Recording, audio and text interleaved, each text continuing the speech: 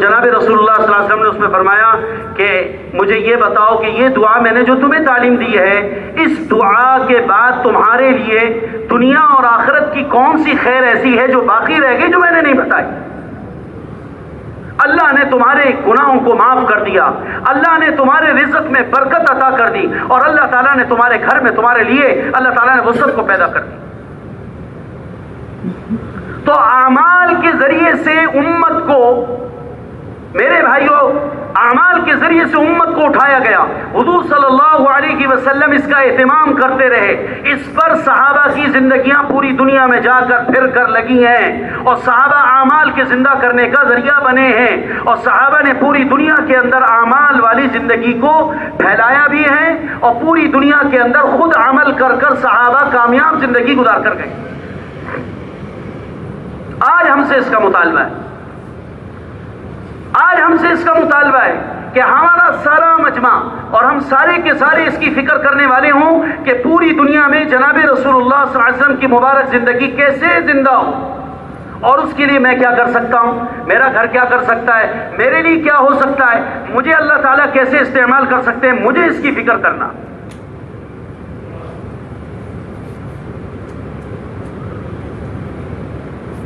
اب یہ جو اجتماع ہے ہمارا،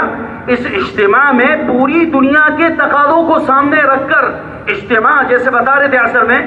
خط بھی آیا رائیونڈ سے، اس کے اندر بھی یہ لکھا ہوا ہے، یہ حضرات فرما رہے ہیں کہ بھئی یہ جو ہمارے اجتماعات ہیں، یہ ہمارے اجتماعات حق کے قبول کرنے کی استعداد پیدا کرنے کا بڑا ذریعہ ہے۔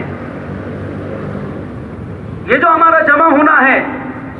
یہ جو ہمارا جمع ہونا ہے، یہ ہمارا مجمع جمع ہوتا ہے، اس سے اللہ تعالیٰ لوگوں کے اندر حق پر چلنے کی استعداد کو پیدا کر رہے ہیں، اور دنیا کے اندر حق پر چلنے کی استعداد کا پیدا ہو جانا یہ اللہ کی بڑی نعمت ہے۔ جماعتیں الگ نکلتی ہیں، الحمدللہ سینکڑوں جماعتوں کے تقاضے ہوتے ہیں، اور ہر شہر والے اپنی اپنی محنت کو آگے بڑھا کر ان تقاضوں کو پورا کرنے میں لگتے ہیں، اور اللہ کے فضل سے سینکڑوں جماعتیں، ہزاروں جماعتیں اجتماع سے نکل جاتی ہیں۔ تو بھائیو، ہمارے لیے جو ساتھی ہمارے اجتماع میں گئے ہوئے ہیں، وہ ایک فکر کو لے کے گئے، ان کے لیے مشورے سے جانا طے ہوا، اور جن کے لیے رکنا طے ہوا وہ رکے، لیکن رکنے والوں کا بھی کام وہی ہے جو جانے والوں کا کام ہے۔ جو جانے والے کام لے کر گئے، فکر لے کر گئے، وہ رکنے والے اپنے علاقوں میں محنت کر کر اسی کام کے کرنے والے، ان کے بھی ذمے وہی ہے، ان کو بھی وہی کرنا ہے۔ اپنی مسجدوں کے اندر ہم نے اس کا ماحول بنانا ہے کہ 24 گھنٹے ہماری مسجدیں حضور صلی اللہ علیہ وسلم والے مبارک اعمال سے آباد ہوں، اور ہماری مسجدوں کے اندر گھنٹوں کے اعتبار سے دعوت کے حلقے ہوں، تعلیم کے حلقے ہوں، سیکھنے سکھانے کے حلقے ہوں، اور ہمارے وہاں پر اس بات کی محنت ہو رہی ہو کہ پوری دنیا کے اندر اللہ کا وہ دین جو اللہ تعالیٰ نے پوری دنیا کے انسانوں کی کامیابی کے لیے حضور کو دے کے بھیجا تھا، وہ ساری دنیا کے اندر عام ہو جائے۔ ہم اپنے مشوروں میں اس کو لے کے بیٹھیں گے، ہم اپنے مشوروں میں اس کو سوچ رہے ہوں گے، ہم اپنے تعلیم کے حلقوں کے اندر اس بات کو چلا رہے ہوں گے، اور ہم اپنے گشتوں میں اس کو چلا رہے ہوں گے۔ میرے بھائیوں، یہ ہمارا دن رات کا غم، دن رات کی فکر، دن رات کا سوچنا، اور ہر آدمی ہماری مسجد کا قیمتی ہے، ہماری مسجد کے ہر آدمی کو اس پر لانا کہ ہماری مسجد میں جتنے بھی نماز پڑھنے کے لیے مسجد میں آ رہے ہیں، ہمارے ہاں جتنے بھی محلے میں رہ رہے ہیں، یہ سارے کے سارے حضور کے کام والے بن جائیں، اس کے لیے مجھے فکر کرنی ہے، اس کے لیے ہر ایک سے ملاقات، ہر ایک سے ہمیں ملنا ہے، ان کے اوقات معلوم کر کے ان کے ملاقات کی جگہوں پر جانا، دو ساتھی بن کے جوڑی بنا کر جائیں، ملاقات کریں۔ اگر دو کی ترتیب نہیں بنتی ہے، میں اکیلا اس بھائی سے ملنے کے لیے اس کے گھر کے اوپر جاؤں گا ملاقات کرنے کے لیے۔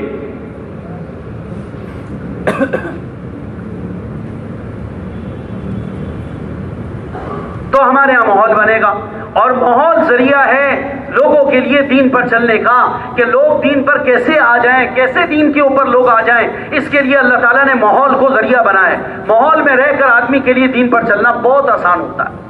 اور ماحول سے اللہ نہ کرے آگے پیچھے ہو جائے تو بہت مشکلات ہوتی ہیں۔ بہت مشکلات ہوتی ہیں. اس لیے بھائیوں اپنے آپ کو ماحول کا محتاج بنائیں، اپنے آپ کو ماحول کا پابند بنائیں اور اپنے آپ کو ماحول کے اندر مستقل لانے کا اہتمام کریں.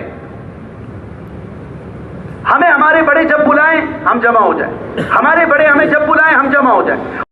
کام جمع ہو جانا اور جمع ہو جانے کے بعد جو کہا جا رہا اس کے مطابق ہم اپنے آپ کو 24 گھنٹے اپنے اعمال اس کے مطابق بنانے کی کوشش کریں. حضرت صحابہ اکرام رضوان اللہ تعالی علیہم اجمعین ایسا کرتے کرتے کرتے کرتے دنیا سے چلے گئے. اللہ تعالیٰ نے ان کو کامیاب کیا، اللہ پاک نے ان کو کامیابی و کامرانی عطا کی اور ایسے ہدایت کا ذریعہ بنایا، ایسے ہدایت کا ذریعہ بنایا کہ قیامت کے دن ایک ایک صحابی ہزاروں لاکھوں انسانوں کی ہدایت کا ذریعہ بن کے اٹھے گا. اور محنت ہوگی بھائیو. دیکھو محنت ہمیں کرنا اس لیے ضروری ہے، اس وقت کے اندر پوری دنیا میں مسلمانوں کے ایمان کو بچانا کتنا ضروری ہے اور استعداد کتنی. آپ اس سے اندازہ لگائیں. رائیونڈ کے اندر تھے ہم، ایک کارگزاری آئی رائیونڈ، ایک جماعت افریقہ کے کسی ملک سے کام کر کے آئی. ایک گاؤں میں ایک بستی کے اندر کے لیے گئے، وہاں چند گھرانے مسلمانوں کے تھے، کام کر رہے تھے. دوسرے لوگوں کو پتہ چلا کہ پاکستان مہمان آئے اور آ کر وہ فلانی بستی کے اندر وہاں شادی کر رہے ہیں، مل رہے ہیں اور وہاں پر ٹھہرے ہوئے ہیں.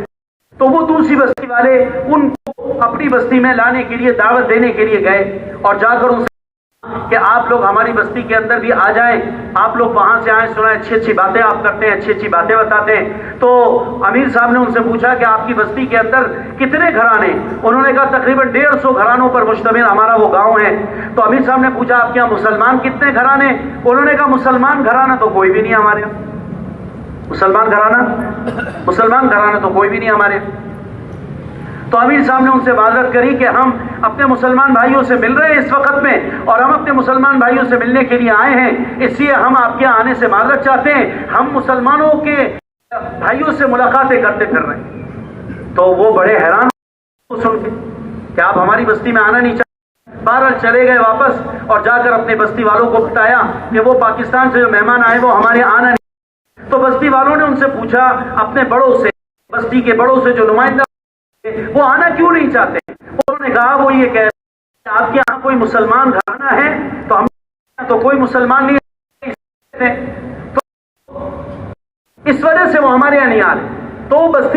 کہنے لگے کہ کیا واقعتاً وہ اسی وجہ سے کہ ہمارے کوئی مسلمان، انہوں نے اسی وجہ سے وہ نہیں آ رہے ہمارے مسلمان. انہوں نے کہا اس میں کی بات ہے، جا کر ان کو کہ آپ ہمارے یہاں کریں، ہم سارے مسلمان ہونے کو تیار ہیں. اور جناب وہ پھر دوبارہ اور آ کر کہنے لگے کہ کیا آپ لوگ واقعی اس لیے نہیں آ رہے ہمارے مسلمان نے؟ انہوں نے کہا ہاں بالکل. انہوں نے کہا ہماری بستی والوں نے کہا ہے کہ آپ ہمارے یہاں آنے کی بھی مہربانی کریں، ہماری ساری بستی والے وہ بھی سارے مسلمان ہونے کو تیار ہیں. جناب پھر یہاں سے ساتھی گئے اور جا کر ان کو اکٹھا کیا اور اس کے بعد اس پوری بستی کے اندر 150 گھرانے پر مشتمل تھی، سب کو کلمہ پڑھا کر اسلام میں داخل کر. استعداد اتنی پیچھے نہیں، پوری دنیا کے اندر میرے بھائیوں استعداد بہت ہے.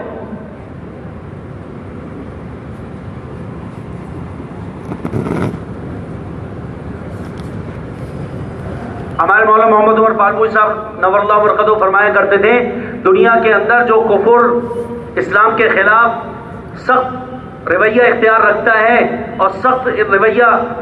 اپنایا ہوا ہے، یہ کفر کے اندر 3 سے 4% ہیں. باقی 95% کفر دنیا کے اندر اس لیے کفر ہے کہ وہ کافر کے گھر میں پیدا ہو گئے تو کافر ہیں، وگرنہ اب تک وہ سلیم الفطرت طبیعت پر قائم ہیں. اگر تم ان لوگوں کے پاس جا کر اسلام کو پیش کر دو گے وہ بغیر کسی حجت کے اسلام کو قبول کر لیں گے. یہ 4-5% ہیں جنہوں نے دنیا میں ساری مسائل پیدا کیے ہوئے، وگرنہ پوری دنیا کے اندر انسانیت میں اب تک انسانیت اس درجے میں موجود ہے کہ جماعت والے جاتے ہیں اور جانے کے بعد وہاں پر حضور والی مبارک زندگی کو لے کے ان کی بستیوں سے گزرتے ہیں اور وہ ان کو دیکھ کر اسلام میں داخل ہو جاتے ہیں. بھائیو اگر محنت ہوگی نا، یاد رکھیے گا، محنت اگر ہوگی نا تو اللہ تعالیٰ دہریوں کے گھروں میں بھی موحدین کو پیدا کرے گا. اور اللہ نہ کرے اگر ہمارے ہاتھ سے محنت چلی گئی تو بھائیو موحدین کے گھروں میں بھی دہریے پیدا ہوں گے. مسئلہ ہے بڑا. مولانا جمشید علی صاحب رحمۃ اللہ علیہ کہا کرتے تھے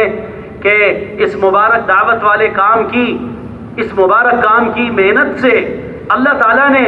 جو ہمیں دو بڑے عظیم فائدے دکھائے نا، وہ ہم نے اپنی آنکھوں سے دیکھے. اس مبارک کام کے مولانا الیاس صاحب رحمہ اللہ کی محنت، اس محنت سے دو بڑے فائدے ہمیں نظر آئے. حضرت فرمایا کرتے تھے ایک فائدہ تو ہمیں یہ نظر آ رہا ہے کہ جتنا اسلام دنیا کے اندر باقی تھا، اس مبارک محنت کے شروع ہونے سے وہ باقی رہ گیا، وہ نیچے نہیں جا رہا. بات ٹھیک ہے غلط ہے بتاؤ؟ جو موجود اسلام ہے وہ محفوظ ہو گیا. اور حضرت نے فرمایا دوسری خوشخبری کی بات یہ ہے کہ اس مبارک محنت کی وجہ سے مٹا ہوا دین اللہ تعالیٰ دوبارہ زندہ کرتا چلا جا رہا ہے. اور پھر ایک دفعہ اور بھی یہ بات فرمایا اس کے علاوہ دو فائدے ہم نے اور بھی دیکھے، وہ یہ کہ اس مبارک محنت کی برکت سے ایک بڑا فائدہ تیسرا ہمیں یہ نظر آیا کہ مسلمانوں کا کفر میں جانا بند ہو گیا. اور چوتھا بڑا فائدہ یہ دکھائی دیا کہ کافروں کا اسلام میں آنے کا داخلہ شروع ہو گیا. یہ چھوٹے فائدے ہیں بڑے فائدے؟ بولیے بھائی، چھوٹے فائدے ہیں. آپ اپنے آپ کو اور میں اپنے آپ کو سوچیں، دعوت والے کام میں لگنے سے پہلے ہم میں دین کے اعتبار سے جو دین مٹا ہوا تھا وہ دین ہمارا دوبارہ زندہ ہو رہا ہے کہ نہیں ہو رہا؟ اور جو موجود تھا وہ محفوظ ہو گیا کہ نہیں ہو گیا؟ دعوت والے اس مبارک کام کی یہ اپنی تاثیر ہے ذاتی بھائی، اس کا یہ اثر ہے کہ موجود دین محفوظ ہوگا اور مٹا ہوا دین دوبارہ، بولیے بھائی، دوبارہ زندہ ہوگا. اور اللہ تعالیٰ کافروں کے لیے اسلام میں آنے کے راستے کھول دے گا. لوگ آئیں گے. اثر کے بعد وہ کارگزاریاں سنا رہے تھے کہ کیسے ایک بچی جو ہے وہ کس بات کو دیکھ کر اسلام میں داخل ہونے کے لیے تیار ہو. الحمد للہ وکفا وسلام علی عبادہ الذین اصطفى اما بعد اعوذ باللہ من الشیطان الرجیم بسم اللہ الرحمن الرحیم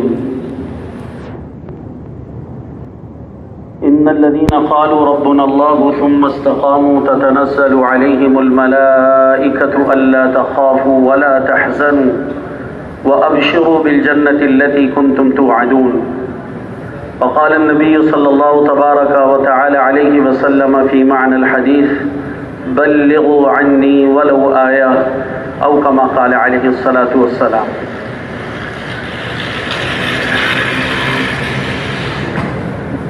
بات شروع کرنے سے پہلے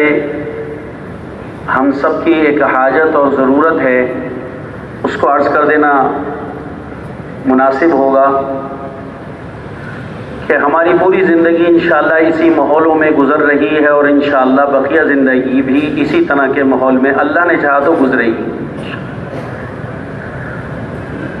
اور ہم نے ایسی مجلسوں میں روزانہ کی بنیاد پہ شریک ہونا ہے، یہ ہماری ضرورت ہے. تو اس کے لیے ہمیں ایک اہم بات پتہ ہونا ضروری ہے جو سارے مجمع سے میں کہہ رہا ہوں، خصوصاً ہمارا جتنا مجمع پیچھے ہوتا ہے ان سے خاص طور پر یہ درخواست ہے. حدیث پاک کے اندر آتا ہے، نبی کریم صلی اللہ علیہ وسلم نے ارشاد فرمایا،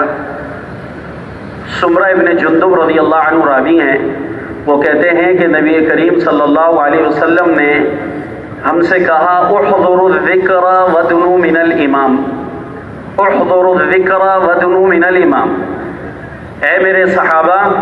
تم نصیحت کی بات کے لیے جمع ہو جایا کرو اور یاد رکھو کہ جو نصیحت کر رہا ہو بالکل اس کے قریب بیٹھا کرو. یہ حضور کی حدیث ہے، ترغیب کے اندر ہے، مستدرک وغیرہ میں امام حاکم نے بھی نقل کیا ہے. احضروا الذکر ودنوا من الامام. نصیحت کی بات کے لیے، دعوت کے تقاضے، بیانات کو سننے کے لیے، تعلیم کے حلقوں کے لیے آپ نے فرمایا کہ تم جمع ہو جایا کرو جب تمہیں جمع کرنے کو کہا جائے. اور ودنوا من الامام، امام کے بیان کرنے والے مبین کے قریب بیٹھنے کی کوشش کیا کرو. اس لیے فإن الرجل لا يزال يتباعد حتى يؤخر في الجنة وإن دخلها. بعض لوگوں کی عادت ہوتی ہے کہ وہ دور بیٹھ کر بات کو سنتے ہیں. اللہ کے پیارے نبی نے فرمایا کہ بعض لوگوں کی عادت ہوتی ہے کہ وہ دور بیٹھ کر بات کو سنتے ہیں اگر وہ اسی طریقے سے عادت پر قائم رہے تو اگر کسی نیکی کی وجہ سے یہ لوگ جنت میں چلے بھی گئے تب بھی اللہ جب سارے مجمع کو جنت میں داخل کر دے گا تو پیچھے بیٹھنے والوں کو سب سے آخر میں جنت میں بھیجے گا۔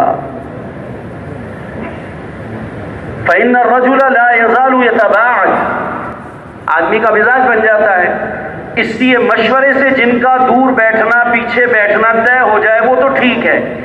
وگرنہ سارے مجمع کو مجمع کے ساتھ مل کر بیٹھ کر بات کو سننا چاہیے، اس لیے کہ یہ حضرات صحابہ اکرام رضوان اللہ تعالی علیہم اجمعین کی وہ مستمرہ سنت ہے جس پر صحابہ حضور کی ہر مجلس میں عمل کیا کرتے تھے۔ اس لیے میرے عزیزوں، ہم سب کی حاجت ہے، یہ ہم سب کی ضرورت ہے کہ ہم بات کے سننے میں جتنی طلب کی شکل پیدا کریں گے اللہ سبحانہ و تعالیٰ اتنا زیادہ اس بات سے ہمیں نفع پہنچائیں گے۔ حضرات صحابہ اکرام رضوان اللہ تعالیٰ علیہ مجمعین کو اللہ نے حضور کی باتوں سے جو نفع پہنچایا تھا اس کے پیچھے بہت ساری چیزیں جہاں اور بھی ہیں، اس میں ایک بڑا سبب علماء نے لکھا ہے کہ صحابہ کا نبی کی مجلس میں طلب کے ساتھ بیٹھنا تھا اور دل کے پیالے کو خالی کر کے بیٹھنا تھا۔ اور حضور پاک صلی اللہ علیہ وسلم کی مجلس مبارکہ میں صحابہ اس وجہ سے بھی اہتمام کرتے تھے کہ صحابہ کے کندھوں پر حضور والی ساری محنت اور ساری ذمہ داری آگے امت تک پہنچانے کی ڈالی گئی تھی۔ ہر دوسری تیسری مجلس میں جناب رسول اللہ صلی اللہ علیہ وسلم صحابہ کو اس کا احساس دلاتے تھے۔ ایک جگہ روایت کے اندر آتا ہے، ابو داؤد شریف کے اندر روایت ہے، ابن عباس کہتے ہیں رضی اللہ عنہما،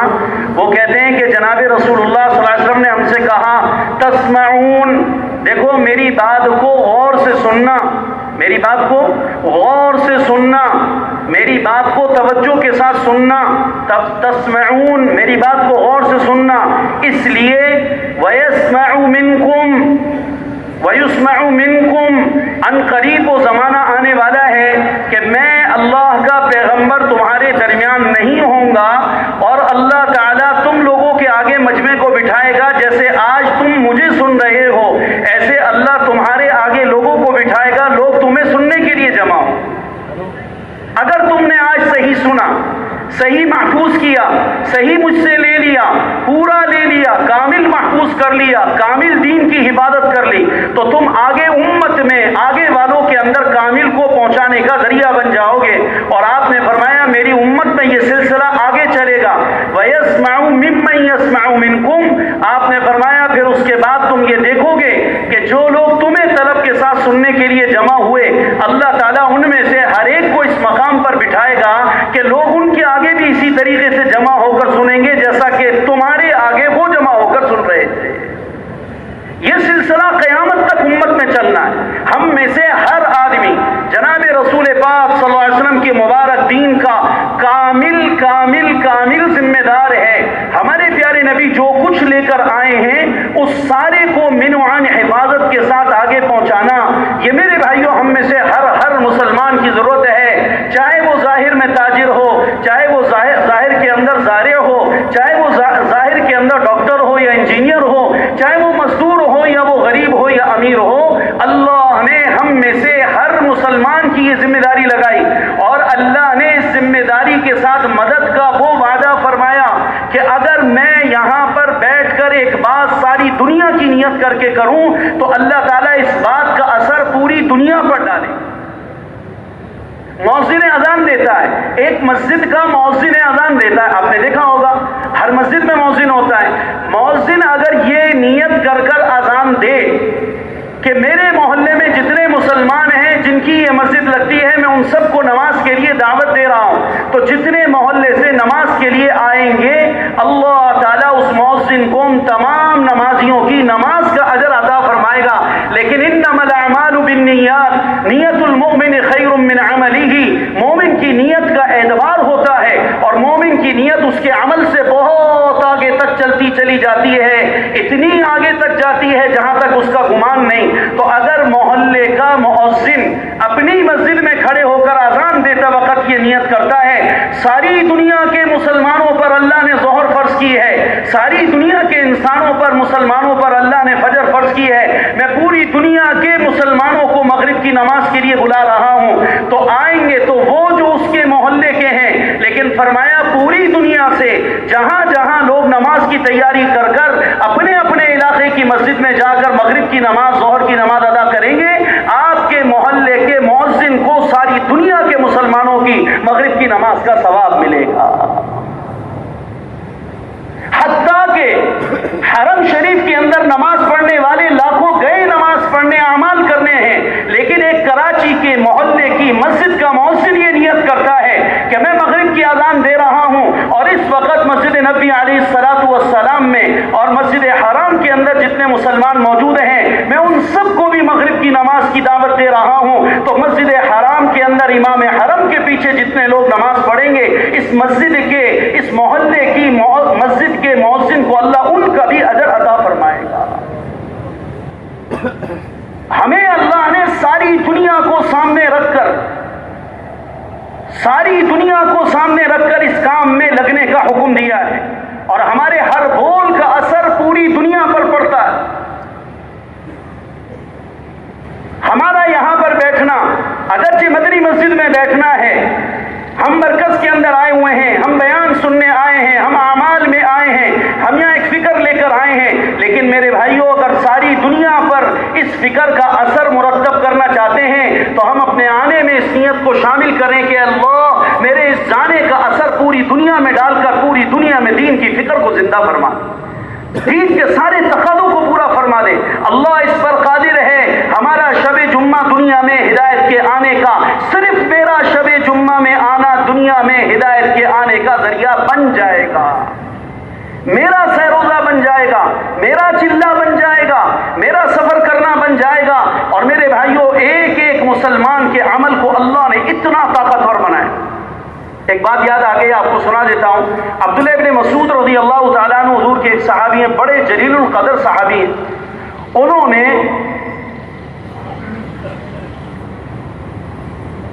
ایک مرتبہ یہ کہا کہ جب کوئی اللہ کا بندہ اللہ کو یاد کرتا ہوا کسی پہاڑ کے پاس سے، کسی وادی سے گزرتا ہے، کسی پہاڑی سلسلے سے گزرتا ہے، اور وہ وہاں سے گزر کر اللہ کو یاد کرتا ہوا گزرتا ہے، اذانیں دیتا ہے، نمازیں پڑھتا ہے، دعوت دیتا ہے، تعلیم کرتا ہے، اور جناب وہ اعمال کرتا ہوا یعنی خدا کو یاد کر رہا ہے۔ اجتماعی شکل ہو تو یہ سارے اعمال مراد ہیں، انفرادی ہو تو تسبیح لے کے اللہ کا ذکر کرنا مراد، کہ وہ اللہ کو یاد کرتا ہوا گزرتا ہے۔ تو روزانہ صبح کے وقت میں جب سورج طلوع ہوتا ہے تو عبداللہ ابن مسعود کہتے ہیں کہ ایک پہاڑ دوسرے پہاڑ سے یہ سوال کرتا ہے، یہ پوچھتا ہے، ایک پہاڑ دوسرے پہاڑ سے یہ پوچھتا ہے، هل مر بك اليوم ذاکرا للہ سبحانہ وتعالی، آپ کے پاس سے کیا کوئی آج اللہ کا بندہ ذکر کرنے والا، اللہ کو یاد کرنے والا، کوئی اللہ کی عبادت کرنے والا تمہارے پاس سے گزرا، اور تمہارے پاس سے کوئی اللہ کو یاد کرنے والا گزرا؟ تو وہ پہاڑ اگر جواب میں کہتا ہے کہ ہاں میرے پاس سے اللہ کا فلاں بندہ گزرا جس نے میرے فلانے پتھر پر نماز پڑھی تھی، فلانی جگہ پر بیٹھ کر ذکر کیا تھا، فلانی جگہ پر اس نے اذان دی تھی، اور فلانی جگہ پر اس نے تعلیم کا حلقہ قائم کیا، اور فلانی جگہ اس نے یہ اللہ کو اس طرح سے یاد کیا، تو جب دوسرے پہاڑ کو اس خبر کا پتہ چلتا ہے تو آپ نے فرمایا کہ وہ اس کی وجہ سے خوش ہو جاتا ہے، اس کی وجہ سے خوش ہو جاتا ہے۔ سننے والوں نے کسی نے اس بات کو عجیب جانا کہ ایک پہاڑ پر اللہ کی یاد کرنے کا اثر کیسے واقع ہوا اور دوسرے پہاڑ سے وہ کیسے پوچھتا ہے، تو حضرت عبداللہ ابن مسعود رضی اللہ تعالی عنہ نے اس پر قرآن پاک کی آیت بطور استدلال کے پڑھی۔ انہوں نے کہا مکہ کے اندر جو قریش تھے، مکہ کے اندر جو قریش رہتے تھے، وہ انہوں نے 360 بت بنا رکھے تھے، اور وہ اللہ کے غیر کے پجاری تھے، اور وہ اللہ کے غیر کو پکارا کرتے تھے، اور انہوں نے اللہ کی ذات کے ساتھ، صفات کے ساتھ شرک کر رکھا تھا۔ تو اللہ تعالیٰ قرآن پاک میں مکہ میں شرک کرنے والے ایک فرد کی وجہ سے، مکہ کے اندر شرک کرنے والے ایک فرد کے بول کی وجہ سے اللہ یہ کہہ رہے ہیں کہ وہاں وہ مکہ والے یہ کہتے ہیں مکہ میں وَقَالُوا اتَّخَذَ الرَّحْمَنُ وَلَدًا لَقَدْ جِئْتُمْ شَيْئًا إِدًّا تَكَادُ السَّمَاوَاتُ يَتَفَطَّرْنَ مِنْهُ وَتَنشَقُّ الْأَرْضُ وَتَخِرُّ الْجِبَالُ حَتَّى أَنْ دَعُوا لِلرَّحْمَنِ وَلَدًا وَمَا يَنبَغِي لِلرَّحْمَنِ أَنْ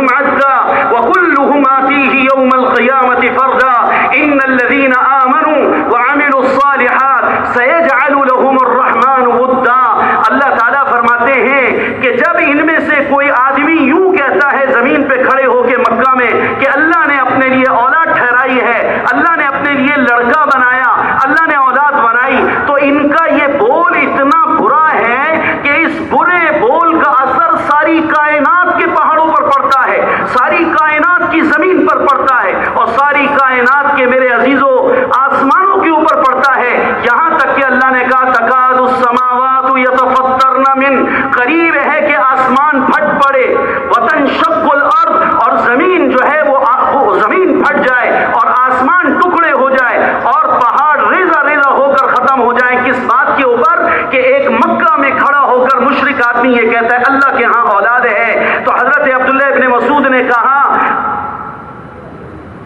افتراہن یسمعن الزور ولا یسمعن الخیر. اب تم بتاؤ کہ جب یہ پہاڑ، یہ زمین، یہ آسمان، یہ ساتوں زمینیں، ساتوں آسمان ایک برے بول کے بولنے والے کے اثر سے متاثر ہو کر یہ ٹوٹ پھوٹ کا شکار ہونا شروع ہو جاتے ہیں، اور قریب ہے کہ پوری دنیا کے اندر سارے آسمان و زمین ٹوٹ جائے جب ایک برے بول کے اثرات ایک آدمی کے پوری دنیا کے پہاڑوں پر پڑ سکتے ہیں، تو تم یہ بتاؤ جب کوئی آدمی یہ کہتا ہوگا اللہ ایک ہے، اللہ کے سوا کوئی الہ نہیں، اللہ ہمارا معبود ہے، اللہ سے ہوتا ہے، اللہ کے غیر سے نہیں ہوتا، اللہ تعالیٰ تمام تعریف کے لائق ہے، اللہ ہر عیب سے پاک ہے، تو یہ بتاؤ کہ جب یہ پہاڑ برے بول کے اثر سے ٹوٹنے کے لیے تیار ہو جاتے ہیں اور ان پر سارا اثر واقع ہوتا ہے، تو تم یہ بتاؤ کہ جب اللہ کا کوئی بندہ خیر کا بول بولتا ہوگا تو کیا پہاڑوں پر اور آسمان و زمین پر اس کا اثر واقع نہیں ہوتا؟ بولیے، اس پر اثر واقع نہیں ہوتا. اس سے ایک ایک بول کا اثر ساری دنیا میں جاتا ہے. ہم یہ کہتے ہیں ایک مسلمان کا ایک بول ساری دنیا کے اندر میرے بھائیوں دوستوں کو ہدایت کے آنے کے لیے ذریعہ بن سکتا ہے. حضرت مولانا الیاس صاحب رحمہ اللہ وہاں بستی میوات میں محنت فرما رہے، اور اس محنت کے اندر حضرت نے پوری دنیا کے انسانوں کی نیت کری، اور ایسی نیت کری بلکہ حضرت تو یہاں تک فرمایا کرتے تھے کہ تم ان لوگوں کی بھی نیت کرو جو ہواؤں میں اڑ رہے تمہاری طرف دیکھنا پسند نہیں کرتے. اپنی محنت کو بڑھاتے چلے جاؤ، اپنی محنت کو بڑھاتے چلے جاؤ، اپنی محنت کو بڑھاتے چلے جاؤ. ایک وقت آئے گا کہ جو ہواؤں میں اڑ رہے تمہاری طرف دیکھنا گوارا نہیں کرتے، اللہ ان قوموں کو بھی ہدایت عطا فرما دے گا. مولانا الیاس صاحب رحمہ اللہ کی اس فکر اور محنت پر اللہ نے پوری دنیا کے اندر، آپ دیکھیے کہ ساری دنیا کی نیت کرنا کتنی عظمت کی چیز ہے. جناب رسول پاک علیہ الصلوۃ والسلام دنیا میں تشریف لائے، آپ نے مکۃ المکرمہ، مدینہ المنورہ اور اس کے اطراف میں آپ نے محنت فرمائی، لیکن ساری دنیا کی نیت کے ساتھ حضور کو بھیجا گیا، اس لیے کہ رسول پاک علیہ الصلوۃ والسلام کو قرآن میں آیتوں کے ذریعے بشارت دی گئی. وما ارسلناک الا کافۃ للناس قل یا ایھا الناس انی رسول اللہ الیکم جمیعا الذی لہ ملک السماوات والارض لا الہ الا ہو. اللہ تعالیٰ کی طرف سے حضور کو بتایا جا رہا، یا ایھا الرسول بلغ ما انزل الیک من ربک وان لم تفعل فما بلغت رسالتہ واللہ یعصمک من الناس. قرآن میں اللہ نے اپنے پیارے نبی صلی اللہ علیہ وسلم کا مقام اور اپنے پیارے نبی کی حیثیت کو بیان فرمایا. پوری دنیا کے انسانوں کے لیے حضور بشیر اور نذیر بنا کر بھیجے گئے، اس لیے آپ نے سب کی طرف بشارت کا کام کیا اور سب کی طرف آپ صلی اللہ علیہ وسلم نے ڈرانے کا کام انجام دیا. حتیٰ کہ صحابہ کو اگر ایک ایک صحابی بھی اللہ کے پیارے پیغمبر نے دنیا کے کسی کونے میں بھیجے ہیں تو ان کو بھی اللہ کے پیارے پیغمبر نے یہی نصیحتیں میرے بھائیوں فرمائی. عبداللہ ابن عمر کہتے ہیں کہ جناب رسول پاک صلی اللہ علیہ وسلم نے حضرت معاذ کو اور حضرت ابو موسیٰ شعری، یہ دونوں بڑے درجے کے صحابی ہیں، ان دونوں کو حضور نے یمن کی طرف بھیجا، اور یمن کی طرف بھیجتے ہوئے اللہ کے پیارے پیغمبر صلی اللہ علیہ وسلم نے ارشاد فرمایا ان سے کہ دیکھو تم دونوں کی جماعت بنا کر بھیج رہا ہوں. حضرت ابو موسیٰ شعری ذرا ڈھیڑ عمر کے تھے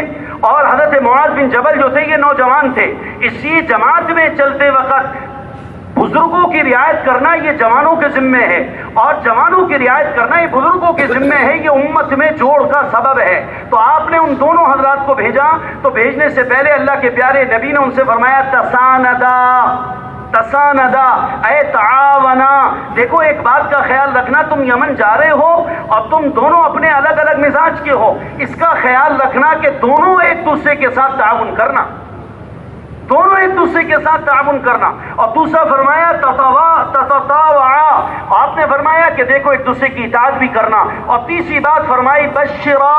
یمن میں جا کر لوگوں کو خوشخبریاں سنانا۔ اور آپ نے فرمایا ولا تنفرا، ان کو تم نفرت نہ دلانا۔ اور یسرا، ان کے لیے آسانیاں پیدا کرنا، ولا تعسرا، ان کے لیے مشکل پیدا نہ کرنا۔ دین کو اتنا آسان کر کے امت کے سامنے رکھنا کہ ہر آدمی یہ کہنے لگے کہ دین پہ چلنا آسان ہے، میں دین پر چلنے کے لیے تیار ہوں۔ دین کے تقاضوں کو اس انداز میں پیش کرنا کہ ہر مسلمان اس کے لیے تیار ہو جائے کہ میں اس کے لیے تیار ہوں۔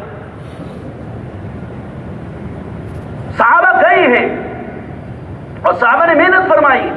اور صحابہ کی محنت کی وجہ سے اللہ نے پوری دنیا میں دین کو کہاں تک پہنچایا کہ بھائیو دنیا کا کوئی کونا ایسا نہیں ہے جہاں صحابہ محنت کو لے کر نہ پہنچے ہوں۔ اور وہاں جانے کے بعد جب تک زندہ رہے وہاں والوں کے لیے خیریت کا، سلامتی کا سبب بنے ہیں، اور وہاں کام کا ذریعہ بنے ہیں، اور امت میں ہدایت کے آنے کا ذریعہ بنے ہیں۔ اور اگر مر گئے تو مرنے کے بعد بھی اللہ کے پیارے پیغمبر نے اپنے صحابہ کے بارے میں یہ بات ارشاد فرمائی کہ ما من احد من اصحابی يموت بأي أرض إلا بعث قاعدا ونور لهم يوم القيامة۔ آپ نے فرمایا میرے صحابہ جہاں جہاں دنیا میں چلے گئے، اور وہاں جانے کے بعد میرے جس صحابی کی جس زمین میں جس علاقے میں موت آ گئی، قیامت کے دن جب میرا صحابی اپنی قبر سے اٹھے گا تو وہاں سے جتنے مردے اٹھیں گے ان سب کا وہ قائد ہوگا، اور وہ ان سب کو لے کر اللہ کی بارگاہ میں آئے گا اور سب کو اپنے ساتھ جنت میں لے کے چلا جائے گا۔ ایک ایک صحابی ہزاروں لاکھوں انسانوں کے لیے جنت میں جانے کا سبب بنے۔ میرے بھائیوں یہ دعوت کے ذریعے سے یہ مبارک زندگی ہے جو ہمیں سمجھائی جا رہی، کہ ہم اس زندگی پر آنے والے بنے، اس کے لیے جان کی قربانی، مال کی قربانی، جذبات کی قربانی، احساسات کی قربانی، اوقات کی قربانی، اور اپنے آپ کو اللہ کے راستے میں لگانا پھرانا، اور گاؤں گاؤں جانا، قریہ قریہ جانا، بستی بستی جانا، اور شہر شہر جانا، اور در در جانا، اور گھر گھر جانا۔ یہ ختم نبوت کی وجہ سے اللہ نے میرا اور آپ کا کام بنایا ہے، یہ میرا اور آپ کا کام بنایا ہے۔ میرے بھائیوں ہم کریں نہ کریں لیکن یہ ذمہ داری بہرحال ہماری لگائی گئی ہے۔ آپ خاتم النبیین ہیں، آپ کے بعد دنیا میں اب کوئی نبی نہیں آئے گا، اس لیے نبی والا کام یہ حضور پاک صلی اللہ علیہ وسلم نے اپنے زمانے کے لوگوں کے حوالے کر کر ان کو اس پر آمادہ کیا۔ جیسے ہمارے مولانا کہتے ہیں کہ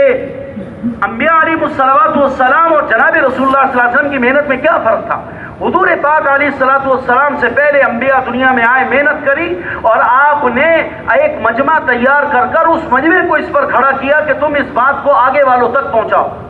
لیکن جن تک پہنچا رہے ہو ان کی ذمہ ہے کہ وہ آگے والوں تک پہنچائیں، اس کی ذمہ داری نہیں تھی۔ یہاں تک تو ٹھیک ہے، لیکن جناب رسول اللہ صلی اللہ علیہ وسلم نے اس پیغام کو اس طرح سمجھایا امت کو کہ تم اس پیغام کو لے کر جن لوگوں کے پاس جاؤ ان کو یہ جا کر سمجھانا کہ اس پیغام کو وہ آگے والوں تک پہنچائیں، اور اس طرح سے پہنچانے والے بنے کہ وہ آگے والوں کو اس پر آمادہ کریں کہ وہ آگے والوں تک پہنچانے والے بنے۔ اس طرح سے قیامت تک حضور والی محنت ساری دنیا میں پھیل جائے۔ آج ہم کتنا زمانہ ہو گیا،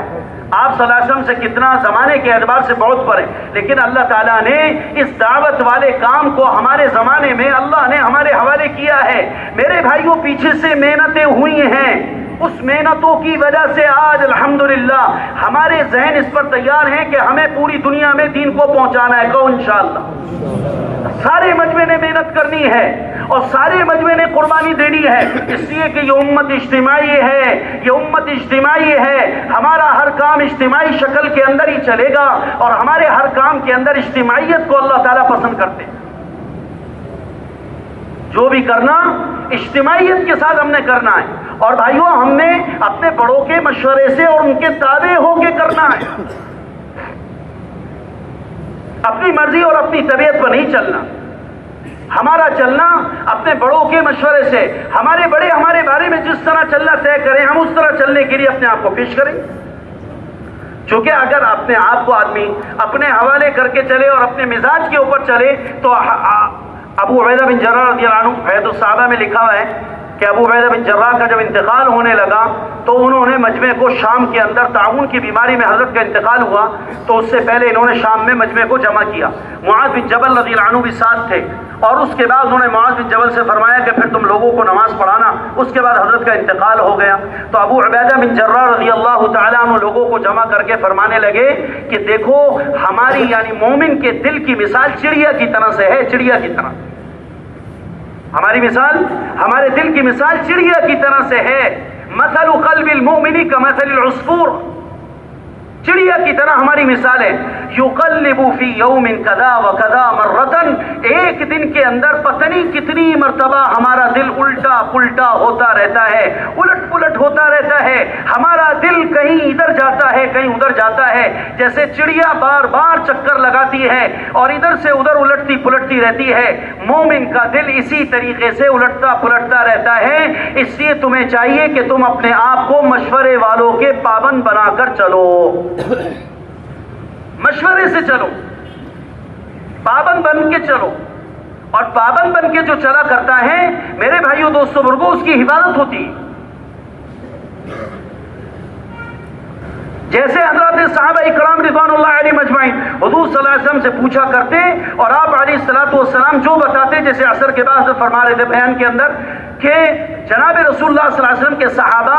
آپ صلی اللہ علیہ وسلم کی اداؤں کی نقل کر رہے ہیں، ایک ایک ادا کی نقل۔ ایک جگہ جا کر عبداللہ ابن عمر کے بارے میں آتا ہے یہ بات کہ عبداللہ ابن عمر ایک جگہ درخت کے سائے کے نیچے ایک جگہ سواری سے اترے اور ایک جگہ سائے میں بیٹھ گئے، اور وہاں پر بیٹھنے کے بعد چلے آئے۔ کسی نے پوچھا کہ آپ یہاں کیوں بیٹھے؟ کہا کہ میں جناب رسول اللہ صلی اللہ علیہ وسلم کے ساتھ اس راستے سے گزرا تھا تو اس وقت کے اندر یہاں ایک سائے دار درخت تھا، اللہ کے پیارے پیغمبر صلی اللہ علیہ وسلم یہاں پر رک کر تھوڑی دیر کے لیے آرام فرمائے تھے، آپ صلی اللہ علیہ وسلم کے آرام کرنے کی وجہ سے میں نے بھی اس جگہ پہ اتر کر آرام کیا، حالانکہ اس وقت کے اندر وہاں پر سائے دار درخت نہ تھا۔ اور جب بھی عبداللہ ابن عمر کچھ کرتے، ان سے کوئی پوچھتا آپ نے ایسا کیوں کیا، تو وہ سیدھا سا سادہ جواب دیتے اور کہتے فعل رسول اللہ صلی اللہ علیہ وسلم وفعلنا۔ حضور صلی اللہ علیہ وسلم کے صحابہ کہتے تھے، عبداللہ ابن عمر کہتے تھے اللہ کے پیارے پیغمبر نے ایسا کیا، ہم بھی ایسا کر رہے ہیں، ہم نے حضور کو کرتے ہوئے دیکھا، ہم ایسا کر رہے ہیں۔ تو حضور کی پوری زندگی محفوظ ہو کر ہم تک آ گئی، آپ علیہ السلام کی پوری زندگی محفوظ ہو کر ہمارے پاس آ گئی کہ صحابہ نے حضور صلی اللہ علیہ وسلم کی ایک ایک ادا کی حفاظت کری، ایک ایک ادا کی، اور حضور نے سکھانے کا کتنا اہتمام کیا۔ اندازہ لگائیے آپ کہ آپ صلی اللہ علیہ وسلم صحابہ پر کتنی محنت فرما کر گئے کہ حضرت ابی ذر غفاری رضی اللہ عنہ کہتے ہیں کہ ہمیں حضور صلی اللہ علیہ وسلم نے اس حال میں دنیا میں چھوڑا، یعنی ہمارے درمیان سے حضور صلی اللہ علیہ وسلم اس حال میں تشریف لے گئے۔ لقد ترکنا رسول اللہ صلی اللہ علیہ وسلم وما يحرك طائر بجناحه في السماء الا ذكرنا منه علما۔ حضرت ابی ذر غفاری کہتے ہیں رضی اللہ عنہ اللہ کے پیارے نبی ہمیں وہاں چھوڑ کر گئے کہ اگر ہمارے زمانے میں کوئی آسمانوں میں پرندہ اپنے دوروں پروں کو پھیلا کر اڑنے کی کوشش کرتا اور ہماری نگاہ اس پر پڑ جاتی تو اس پرندے کو دیکھ کر بھی حضور کی سکھائی ہوئی کوئی بات ہمیں یاد آ جاتی۔ اتنا سکھایا، اتنا سکھایا کہ ایک پرندہ اگر آسمانوں کے اندر اپنے پر کھول کے اڑنے کی کوشش کر رہا ہے تو کہتے ہیں اس وقت میں بھی اس کو دیکھ کر ہمیں حضور کا علم آ جاتا تھا یاد کہ اللہ کے پیارے نبی کے ساتھ ہم جا رہے تھے اور اللہ کے پیارے نبی علیہ الصلوۃ والسلام نے ایک پرندے کو اڑتے ہوئے دیکھا اور اس پرندے کو اڑتے ہوئے دیکھ کر ہمیں فلاں بات ارشاد فرمائی۔ تو اللہ کے پیارے پیغمبر علیہ السلام سکھانے کا اتنا اہتمام کرتے تھے،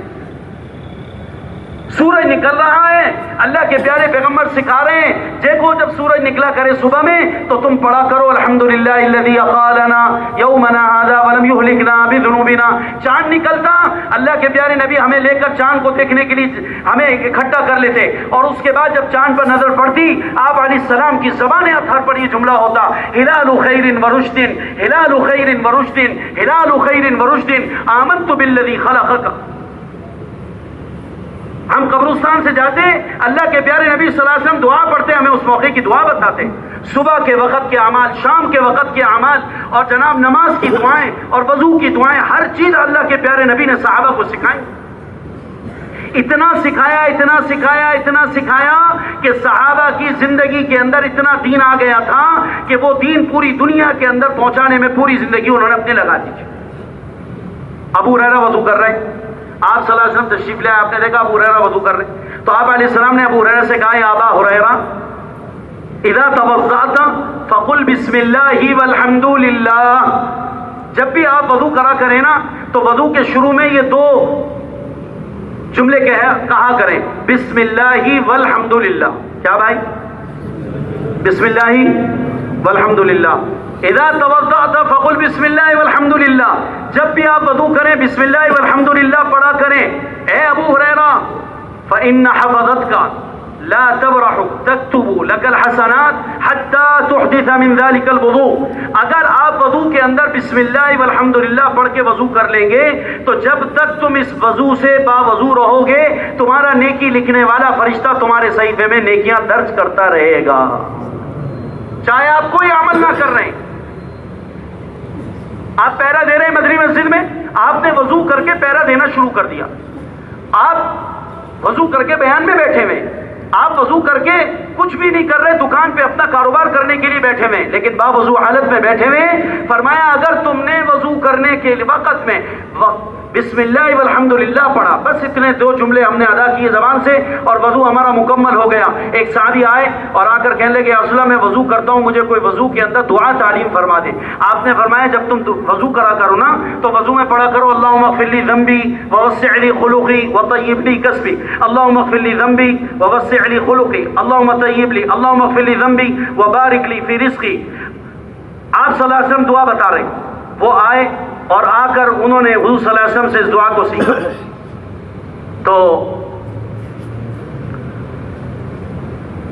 اس کے بعد حضور سے کہنے لگے یا رسول اللہ مجھے کوئی اور دعا بھی اس کے علاوہ تعلیم فرما دیں، تو جناب رسول اللہ صلی اللہ علیہ وسلم نے اس میں فرمایا کہ مجھے یہ بتاؤ کہ یہ دعا میں نے جو تمہیں تعلیم دی ہے اس دعا کے بعد تمہارے لیے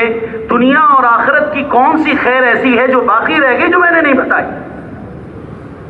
اللہ نے تمہارے گناہوں کو معاف کر دیا، اللہ نے تمہارے رزق میں برکت عطا کر دی، اور اللہ تعالیٰ نے تمہارے گھر میں تمہارے لیے اللہ تعالیٰ نے وسعت کو پیدا کر دی۔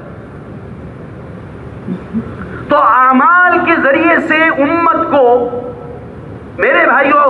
اعمال کے ذریعے سے امت کو اٹھایا گیا۔ حضور صلی اللہ علیہ وسلم اس کا اہتمام کرتے رہے، اس پر صحابہ کی زندگیاں پوری دنیا میں جا کر پھر کر لگی ہیں، اور صحابہ اعمال کے زندہ کرنے کا ذریعہ بنے ہیں، اور صحابہ نے پوری دنیا کے اندر اعمال والی زندگی کو پھیلایا بھی ہے، اور پوری دنیا کے اندر خود عمل کر کر صحابہ کامیاب زندگی گزار کر گئے۔ آج ہم سے اس کا مطالبہ ہے، آج ہم سے اس کا مطالبہ ہے کہ ہمارا سارا مجمع اور ہم سارے کے سارے اس کی فکر کرنے والے ہوں کہ پوری دنیا میں جناب رسول اللہ صلی اللہ علیہ وسلم کی مبارک زندگی کیسے زندہ ہو، اور اس کے لیے میں کیا کر سکتا ہوں، میرا گھر کیا کر سکتا ہے، میرے لیے کیا ہو سکتا ہے، مجھے اللہ تعالیٰ کیسے استعمال کر سکتے ہیں، مجھے اس کی فکر کرنا۔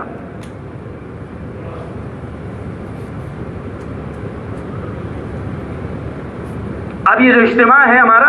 اس اجتماع میں پوری دنیا کے تقاضوں کو سامنے رکھ کر اجتماع، جیسے بتا رہے تھے اثر میں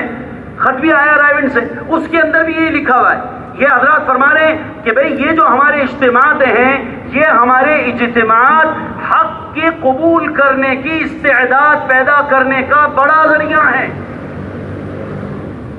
یہ جو ہمارا جمع ہونا ہے، یہ جو ہمارا جمع ہونا ہے، یہ ہمارا مجمع جمع ہوتا ہے، اس سے اللہ تعالیٰ لوگوں کے اندر حق پر چلنے کی استعداد کو پیدا کر رہے ہیں، اور دنیا کے اندر حق پر چلنے کی استعداد کا پیدا ہو جانا یہ اللہ کی بڑی نعمت ہے۔ جماعتیں الگ نکلتی ہیں. الحمدللہ سینکڑوں جماعتوں کے تقاضے ہوتے ہیں اور ہر شہر والے اپنی اپنی محنت کو آگے بڑھا کر ان تقاضوں کو پورا کرنے میں لگتے ہیں اور اللہ کے فضل سے سینکڑوں جماعتیں ہزاروں جماعتیں اجتماع سے نکل جاتی ہیں. تو بھائیو ہمارے لیے جو ساتھی ہمارے اجتماع میں گئے ہوئے ہیں وہ ایک فکر کو لے کے گئے, ان کے لیے مشورے سے جانا طے ہوا اور جن کے لیے رکنا طے ہوا وہ رکے. لیکن رکنے والوں کا بھی کام وہی ہے جو جانے والوں کا کام ہے. جو جانے والے کام لے کر گئے, فکر لے کر گئے, وہ رکنے والے اپنے علاقوں میں محنت کر کر اسی کام کے کرنے والے, ان کے بھی ذمے وہی ہے, ان کو بھی وہی کرنا ہے. اپنی مسجدوں کے اندر ہم نے اس کا ماحول بنانا ہے کہ 24 گھنٹے ہماری مسجدیں حضور صلی اللہ علیہ وسلم والے مبارک اعمال سے آباد ہوں اور ہماری مسجدوں کے اندر گھنٹوں کے اعتبار سے دعوت کے حلقے ہوں, تعلیم کے حلقے ہوں, سیکھنے سکھانے کے حلقے ہوں اور ہمارے وہاں پر اس بات کی محنت ہو رہی ہو کہ پوری دنیا کے اندر اللہ کا وہ دین جو اللہ تعالیٰ نے پوری دنیا کے انسانوں کی کامیابی کے لیے حضور کو دے کے بھیجا تھا وہ ساری دنیا کے اندر عام ہو جائے. ہم اپنے مشوروں میں اس کو لے کے بیٹھیں گے, ہم اپنے مشوروں میں اس کو سوچ رہے ہوں گے, ہم اپنے تعلیم کے حلقوں کے اندر اس بات کو چلا رہے ہوں گے اور ہم اپنے گشتوں میں اس کو چلا رہے ہوں گے. میرے بھائیو یہ ہمارا دن رات کا غم, دن رات کی فکر, دن رات کا سوچنا, اور ہر آدمی ہماری مسجد کا قیمتی ہے. ہماری مسجد کے ہر آدمی کو اس پر لانا کہ ہماری مسجد میں جتنے بھی نماز پڑھنے کے لیے مسجد میں آ رہے ہیں, ہمارے ہاں جتنے بھی محلے میں رہ رہے ہیں, یہ سارے کے سارے حضور کے کام والے بن جائیں. اس کے لیے مجھے فکر کرنی ہے, اس کے لیے ہر ایک سے ملاقات, ہر ایک سے ہمیں ملنا ہے, ان کے اوقات معلوم کر کے ان کے ملاقات کی جگہوں پر جانا, 2 ساتھی بن کے جوڑی بنا کر جائیں, ملاقات کریں. اگر 2 کی ترتیب نہیں بنتی ہے, میں اکیلا اس بھائی سے ملنے کے لیے اس کے گھر کے اوپر جاؤں گا ملاقات کرنے کے لیے.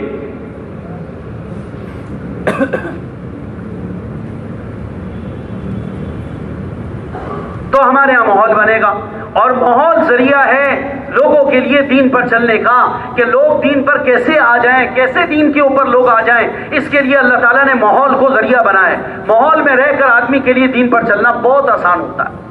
اور ماحول سے اللہ نہ کرے آگے پیچھے ہو جائے تو بہت مشکلات ہوتی ہیں, بہت مشکلات ہوتی ہیں. اس لیے بھائیو اپنے آپ کو ماحول کا محتاج بنائیں, اپنے آپ کو ماحول کا پابند بنائیں اور اپنے آپ کو ماحول کے اندر مستقل لانے کا اہتمام کریں. ہمیں ہمارے بڑے جب بلائیں ہم جمع ہو جائیں, ہمارے بڑے ہمیں جب بلائیں ہم جمع ہو جائیں اور ہمارا کام جمع ہو جانا, اور جمع ہو جانے کے بعد جو کہا جا رہا اس کے مطابق ہم اپنے آپ کو 24 گھنٹے اپنے اعمال اس کے مطابق بنانے کی کوشش کریں.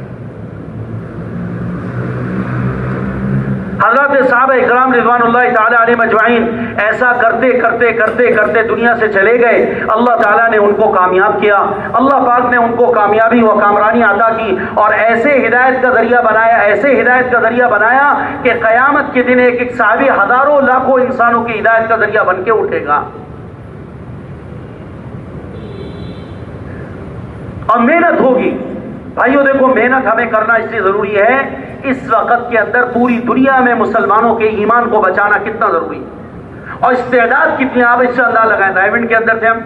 ایک کارگزاری آئی رائیونڈ, ایک جماعت افریقہ کے کسی ملک سے کام کر کے آئی. وہ جماعت والے گاؤں میں ایک بستی کے اندر کام کرنے کے لیے گئے, وہاں چند گھرانے مسلمانوں کے تھے تو وہاں وہ کام کر رہے تھے. دوسری بستی والوں کو پتہ چلا کہ پاکستان سے کچھ مہمان آئے اور آ کر وہ فلانی بستی کے اندر وہاں لوگوں سے ملاقاتیں کر رہے ہیں, مل رہے ہیں اور وہاں پر ٹھہرے ہوئے ہیں. تو وہ دوسری بستی والے ان کو اپنی بستی میں لانے کے لیے, دعوت دینے کے لیے گئے اور جا کر ان سے یہ کہا کہ آپ لوگ ہماری بستی کے اندر بھی آ جائیں, آپ لوگ وہاں سے آئیں, سنائیں اچھی اچھی باتیں آپ کرتے ہیں, اچھی اچھی باتیں بتاتے ہیں. تو امیر صاحب نے ان سے پوچھا کہ آپ کی بستی کے اندر کتنے گھرانے؟ انہوں نے کہا تقریباً 150 گھرانوں پر مشتمل ہمارا وہ گاؤں ہے. تو امیر صاحب نے پوچھا آپ کے یہاں مسلمان کتنے گھرانے؟ انہوں نے کہا مسلمان گھرانہ تو کوئی بھی نہیں ہمارے یہاں. مسلمان گھرانہ تو کوئی بھی نہیں ہمارے. تو امیر صاحب نے ان سے معذرت کری کہ ہم اپنے مسلمان بھائیوں سے مل رہے ہیں اس وقت میں اور ہم اپنے مسلمان بھائیوں سے ملنے کے لیے آئے ہیں, اس لیے ہم آپ کے آنے سے معذرت چاہتے ہیں, ہم مسلمانوں کے بھائیوں سے ملاقاتیں کرتے پھر رہے ہیں. تو وہ بڑے حیران ہو گئے اس بات کو سن کے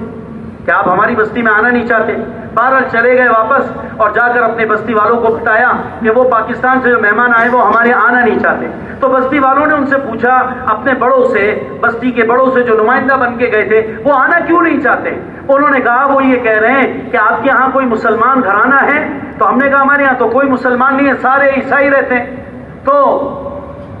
اس وجہ سے وہ ہمارے یہاں نہیں آ رہے. تو بستی والے کہنے لگے کہ کیا واقعتاً وہ اسی وجہ سے نہیں آ رہے کہ ہمارے یہاں کوئی مسلمان نہیں؟ انہوں نے کہا جی بالکل اسی وجہ سے وہ نہیں آ رہے, ہمارے یہاں کوئی مسلمان نہیں. تو انہوں نے کہا اس میں کون سی پریشانی کی بات ہے, جا کر ان کو کہہ دو کہ آپ ہمارے یہاں آنے کی تیاری کریں, ہم سارے مسلمان ہونے کو تیار ہیں. اور جناب وہ پھر دوبارہ وہ آئے اور آ کر کہنے لگے کہ امیر صاحب کیا آپ لوگ واقعتاً اس لیے نہیں آ رہے, ہمارے یہاں کوئی مسلمان نہیں؟ انہوں نے کہا ہاں بالکل. تو انہوں نے کہا ہماری بستی والوں نے کہا ہے کہ آپ ہمارے یہاں آنے کی بھی مہربانی کریں, ہماری ساری بستی والے وہ بھی سارے کے سارے مسلمان ہونے کو تیار ہیں. وہ جناب پھر یہاں سے ساتھی گئے اور جا کر ان سب کو اکٹھا کیا, اور اس کے بعد اس پوری بستی کے اندر جو 150 گھرانے پر مشتمل تھی سب کو کلمہ پڑھا کر اسلام میں داخل کر. استعداد اتنی امت میں, استعداد کے اعتبار سے ہم پیچھے نہیں ہیں. پوری دنیا کے اندر میرے بھائیوں استعداد بہت ہے.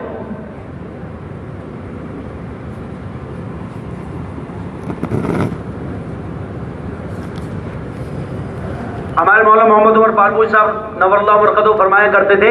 دنیا کے اندر جو کفر اسلام کے خلاف سخت رویہ اختیار رکھتا ہے اور سخت رویہ اپنایا ہوا ہے, یہ کفر کے اندر 3 سے 4% ہیں. باقی 95% کفر دنیا کے اندر اس لیے کفر ہے کہ وہ کافر کے گھر میں پیدا ہو گئے تو کافر ہیں, وگرنہ اب تک وہ سلیم الفطرت طبیعت پر قائم ہیں. اگر تم ان لوگوں کے پاس جا کر اسلام کو پیش کر دو گے وہ بغیر کسی حجت کے اسلام کو قبول کر لیں گے. یہ 4-5% ہیں جنہوں نے دنیا میں ساری مسائل پیدا کیے ہیں, وگرنہ پوری دنیا کے اندر انسانیت میں اب تک انسانیت اس درجے میں موجود ہے کہ جماعت والے جاتے ہیں اور جانے کے بعد وہاں پر حضور والی مبارک زندگی کو لے کے ان کی بستیوں سے گزرتے ہیں اور وہ ان کو دیکھ کر اسلام میں داخل ہو جاتے ہیں. بھائیو اگر محنت ہوگی نا, یاد رکھیے گا, محنت اگر ہوگی نا تو اللہ تعالیٰ دہریوں کے گھروں میں بھی موحدین کو پیدا کرے گا. اور اللہ نہ کرے اگر ہمارے ہاتھ سے محنت چلی گئی تو بھائیو موحدین کے گھروں میں بھی دہریے پیدا ہوں گے. مسئلہ ہے بڑا. مولانا جمشید علی صاحب رحمۃ اللہ علیہ کہا کرتے تھے کہ اس مبارک دعوت والے کام کی, اس مبارک کام کی محنت سے اللہ تعالیٰ نے جو ہمیں 2 بڑے عظیم فائدے دکھائے نا وہ ہم نے اپنی آنکھوں سے دیکھے. اس مبارک کام کے مولانا الیاس صاحب رحمہ اللہ کی محنت, اس محنت سے 2 بڑے فائدے ہمیں نظر آئے. حضرت فرمایا کرتے تھے ایک فائدہ تو ہمیں یہ نظر آ رہا ہے کہ جتنا اسلام دنیا کے اندر باقی تھا اس مبارک محنت کے شروع ہونے سے وہ باقی رہ گیا, وہ نیچے نہیں جا رہا. بات ٹھیک ہے غلط ہے بتاؤ؟ جو موجود اسلام ہے وہ محفوظ ہو گیا. اور حضرت نے فرمایا دوسری خوشخبری کی بات یہ ہے کہ اس مبارک محنت کی وجہ سے مٹا ہوا دین اللہ تعالیٰ دوبارہ زندہ کرتا چلا جا رہا ہے. اور پھر ایک دفعہ اور بھی یہ بات فرمایا اس کے علاوہ 2 فائدے ہم نے اور بھی دیکھے. وہ یہ کہ اس مبارک محنت کی برکت سے ایک بڑا فائدہ تیسرا ہمیں یہ نظر آیا کہ مسلمانوں کا کفر میں جانا بند ہو گیا. اور چوتھا بڑا فائدہ یہ دکھائی دیا کہ کافروں کا اسلام میں آنے کا داخلہ شروع ہو گیا. یہ چھوٹے فائدے ہیں بڑے فائدے؟ بولیے بھائی, چھوٹے فائدے ہیں. آپ اپنے آپ کو اور میں اپنے آپ کو سوچیں, دعوت والے کام میں لگنے سے پہلے ہم میں دین کے اعتبار سے جو دین مٹا ہوا تھا وہ دین ہمارا دوبارہ زندہ ہو رہا ہے کہ نہیں ہو رہا؟ اور جو موجود تھا وہ محفوظ ہو گیا کہ نہیں ہو گیا؟ دعوت والے اس مبارک کام کی یہ اپنی تاثیر ہے ذاتی بھائی, اس کا یہ اثر ہے کہ موجود دین محفوظ ہوگا اور مٹا ہوا دین دوبارہ, بولیے بھائی, دوبارہ زندہ ہوگا. اور اللہ تعالیٰ کافروں کے لیے اسلام میں آنے کے راستے کھول دے گا. لوگ آئیں گے. اثر کے بعد وہ کارگزاریاں سنا رہے تھے کہ کیسے ایک بچی جو ہے وہ کس بات کو دیکھ کر اسلام میں داخل ہونے کے لیے تیار ہو. کہ ایک مسلمان مریض وہ اسپتال کے بیڈ پر لیٹا ہوا اپنی نگاہوں کی حفاظت کر رہا ہے، اس نگاہ کی حفاظت والے عمل کی وجہ سے اللہ تعالیٰ نے وہاں پر کام کرنے والی وہ بچی جو سالہ سال سے کفر کے ساتھ کام کر رہی تھی، وہ اس مسلمان مریض کے اس حال کو دیکھ کر اسلام میں داخل ہو جاتی۔ ہمارا ایک ایک عمل پوری دنیا کے اندر بھائیوں اسلام کو لانے کا ذریعہ ہے، ایک ایک عمل ہمارا۔ اس کے لیے بھائیوں ہمیں ہمت کرنی ہے، اس کے لیے ہمیں کوشش کرنی ہے، اس کے لیے ہمارے کو محنت کے تقاضوں پر کھڑا ہونا ہے۔ اور بھائیوں ہم جتنا کرتے چلے جائیں گے یہی کرنا ہمیں کام آئے گا، اور یہی کرنا ہمارے لیے خبر کے اندر کارآمد ہوگا۔ حضرت معاذ بن جبل رضی اللہ تعالی عنہ نے بیان فرمایا، اور بیان کے اندر لوگوں سے کہا کہ اے لوگوں یاد رکھو کہ تم اپنے پرانے گناہوں کو نئی نیکیوں کے ذریعے سے مٹایا کرو، اپنے پرانے گناہوں کو نئی نیکیوں کے ذریعے سے مٹایا کرو۔ اور کہا کہ دیکھو ایک نیکی وہ ہے جو تم کر کر آگے بھیج چکے ہو، اور ایک نیکی وہ ہے جو تم چھوڑ کر دنیا میں جانے والے ہو۔ کوشش کرو کہ جو چھوڑ کر نیکی جا رہے ہو تمہاری وزنی ہو۔ وہ نیکی کیا ہے؟ آدمی دنیا سے چلا جائے گا تو حدیث پاک کے اندر آتا ہے جتنا پیچھے والوں کے اندر صدقہ کر کر، صدقہ جاریہ کر کر، لوگوں کو دین سکھا کر، لوگوں کو دین پہ کھڑا کر کے چلا گیا، جتنے لوگ بعد کے اندر دین پر عمل کریں گے اللہ پاک تمہیں اجر عطا فرمائے گا۔ آدمی خبر کے اندر چلا جائے گا اور جانے کے بعد اس کے وہاں پر اجر۔ اب ہمارے جتنے بڑے چلے گئے، حاجی عبداللہ صاحب رحمۃ اللہ علیہ کی قبر پر ابھی تک جب بھی جاتے ہیں وہاں پر ہر وقت کچھ لوگ کھڑے ہوئے حاجی صاحب کے لیے کیا پڑھ رہے ہیں؟ بولیے، دعا کر رہے ہیں۔ ہمارے ایک ساتھی ملے مجھے یہاں کراچی میں کہنے لگے مولوی صاحب میں نے قرآن مجید ختم کیا، بھائی سمجھ میں نہیں آ رہا تھا کہ یہ قرآن مجید جو ہے میں کس کو بخشوں، تو خیال آ گیا بھائی نور محمد فاروقی کا، آپ کے والد کا، تو کہنے لگے کہ میں نے فوراً اسی وقت میں یہ نیت کری کہ میں اپنے حاجی کو نور محمد کو یہ قرآن بخش دیتا ہوں۔ تو میں نے قرآن ختم کیا، قرآن ختم کرنے کے بعد کس کو بخشوں یہ ذہن میں نہیں آ رہا، حالانکہ اماں بھی نہیں ہے، ابا بھی نہیں ہے، کتنی بڑی بڑی عظیم شخصیات ہیں۔ اللہ تعالیٰ لوگوں کے جی میں تمہارے لیے دعا کرنا ڈالے گا، تمہارے مرنے کے بعد اللہ تعالیٰ تمہارے لیے دعاؤں پر لوگوں کو کھڑا کرے گا، اور لوگ تمہارے لیے دعاؤں میں لگیں گے، اور لوگ تمہارے لیے اعمال کریں گے، اور تمہاری طرف سے لوگ اعمال کریں گے، جیسا کہ جناب رسول اللہ صلی اللہ علیہ وسلم کی طرف سے اور آپ کے صحابہ کی طرف سے اب تک عمل ہو رہے ہیں۔ مولانا زکریا رحمہ اللہ نے کہا کہ میرے پاس ایک خط آیا، اور آپ بھی حضرت نے لکھا ہے میرے پاس خط آیا تو میں نے اس خط کو اپنے پاس محفوظ کر لیا، میں اپنے امور میں اپنے اعمال میں لگا ہوا تھا۔ اس کے بعد دوسرا خط، تیسرا خط، چوتھا خط، اس طرح بہت سارے ساتھیوں کے متعلقین کے خط آتے رہے، میں جمع کرتا رہا۔ پھر فرصت میں نے جب سارے وہ خط نکال کے پڑھنا شروع کیے تو تعلق والوں کے وہ خط تھے، اور انہوں نے سلام لکھ کر کہا تھا کہ حضرت ہماری بیت اللہ میں حاضری ہوئی ہے تو میں نے آپ کی طرف سے 7 عمرے کیے ہیں۔ کسی نے 5 لکھے تھے، کسی نے 10 لکھے، کسی نے 1 لکھے، اور جب وہ سارے خطوں کے عمرے میں نے جمع کیے تو میری طرف سے لوگوں نے 1500 عمرے کر دیے تھے۔ کس نے جی میں ڈالا؟ بولو بھائی، کس نے جی میں ڈالا؟ اللہ نے جی میں ڈالا کہ میں اپنے بھائی کی طرف سے عمرہ کروں، میں اپنے بھائی کی طرف سے حج کروں، میں اپنے بھائی کی طرف سے یہ دعا کروں، میں اپنے بھائی کی طرف سے۔ اللہ تعالیٰ لوگوں کے دلوں میں محبت ڈالا کرتا ہے، اور اللہ تعالیٰ لوگوں کی محبت کی وجہ سے ہماری بخشش کا انتظام کر دیتا ہے، ہمارا کام بن جائے گا۔ تو بھائیو محنت کرنی ہے، سب تیار ہیں انشاءاللہ؟ سارے بھائی محنت کے لیے تیار ہیں، سارے تقاضوں کے لیے تیار ہیں انشاءاللہ؟ ساری دنیا میں جتنے بھی تقاضے ان کو پورا کرنا کس کی ذمہ داری؟ بولو بھائیو، یہ میری ذمہ داری ہے۔ 1500 جماعتیں کراچی والوں سے حضرات نے مانگی، ان جماعتوں میں سینکڑوں جماعتیں الحمدللہ چلی گئیں، اور جماعتوں کا جتنے تقاضے باقی ہیں ان جماعتوں کو پورا کرنا بھی بھائی کس کا کام؟ یہ ہمارا کام ہے۔ اندرون ملک سال جماعت چلی جائے اور وہ اجتماع سے روانہ ہو جائیں، اس کے لیے پورے کراچی میں، پورے پاکستان میں آواز لگی، اور پورے پاکستان سے جماعتیں بن کے الحمدللہ پہنچ رہی۔ تو بھائیو ہم بھی اگر محنت کریں گے اور ہماری محنت سے اگر کوئی آدمی اللہ کے راستے میں چلا جائے گا، جتنے اعمال وہ کرتا رہے گا ہمیں برابر کا اجر ملے گا کہ نہیں ملے گا، اور اس کی زندگی کے تبدیل ہونے کا اس کی، اور وہ جہاں جا کر محنت کرے گا اور اس کی محنت سے جتنے اثرات دنیا میں مرتب ہوں گے اللہ تعالیٰ سب کا اجر ہمیں عطا فرمائے گا۔ اس لیے بھائیو پوری زندگی دینا اور جناب آدھی زندگی دینا اور جناب تہائی زندگی دینا اور جناب ہر سال جس کو 3 چلے کہا جاتا ہے اس کے لگانے کا اہتمام، اور بھائیو اس طرح جن بھائیوں کے 3 چلے نہیں لگے وہ 4 مہینے اللہ کے راستے میں نقد لگانے کا ارادہ کریں۔ تو اس